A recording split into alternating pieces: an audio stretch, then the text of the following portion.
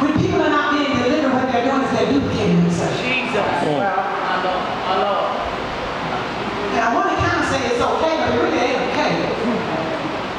But if it's happening, when it's happening now, God said, I'm giving a deeper insight for the oversight, for the babies that can't help themselves. And He said, you'll pull them out at whatever cost. Yeah. You will pull them out, you'll uncover the devil at whatever cost. We are living in such an incredible, powerful time of faith by God, because what has happened in our earth realm, the earth is moaning and growing and shifting and earthquaking and tornadoing and got a cyclone going on and got another twister going over here, got the winds is raining over here, because it is saying that God is on His way back. That's what it says. You can't even feel the wind. That's what He said, so because you can't feel the wind and the weather, I'm going to weather your situation. If I weather it enough, somebody in your house gonna start praying. Somebody in your house ain't gonna wait on the next person that you think that should be praying. Somebody in your house, and it should be the man's job. A woman called me the other day from out of state, and she works very closely with us with the women purpose. And she was saying, well, I was telling my husband that I didn't feel covered. True story. True story. My God. Not made up. I was telling my husband that I've been, well, now, say it again to me. Well, I just didn't feel like I was covered because he won't get up in the morning and pray with me. And he won't join hands with me. I feel that's a religious spirit, baby.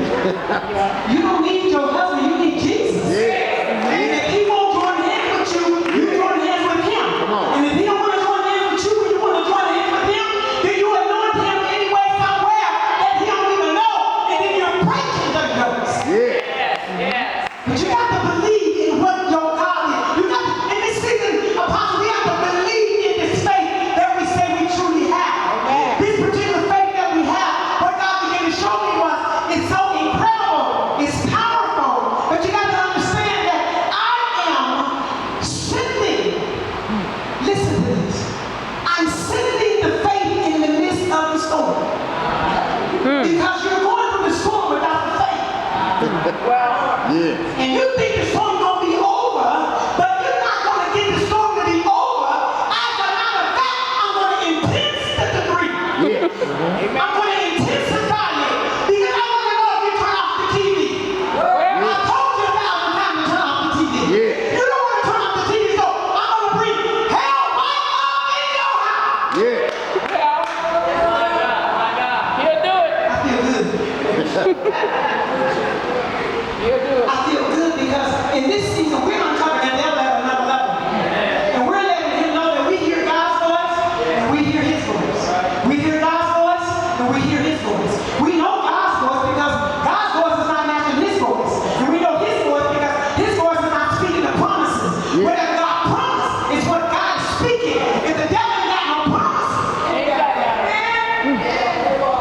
don't have any promise. He can't promise you life. He can't promise you life more abundantly. Can't do it. He can't promise you healing.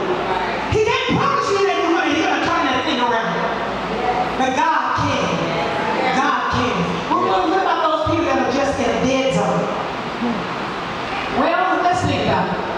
At this time, I would like to hear the apostle turn the mic. People in a dead zone. They've been in a dead zone. Well, here's my word to the people that's in a dead zone. You know you're in a dead zone? You sure do know you're First of all, let me say that first. What is a dead